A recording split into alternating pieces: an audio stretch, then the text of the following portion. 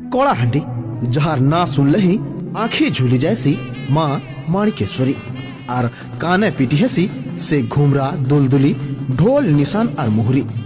ओडिशार असल कला संस्कृति आर परंपरा कहले कलाहांडी के एखा बुझासी। आमर सबु पाश्चात्य कलारे भरपूर अच्छे बोली तो इताके कलार हांडी बोली भी कहसन।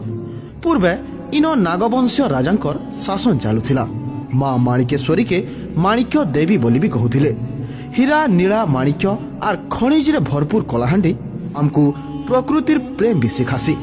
इनो अच्छे करलापाट अभयारण्य, फुरली झरन, असुरगढ़, इंद्रावती, रावण दरह आर भी केतनी केते ढाप गुड़का कंढई नाच आरु माँ लंकेश्वरी संगे इनो तंत्र मंत्रर साधना भी देखबार के मिलसी।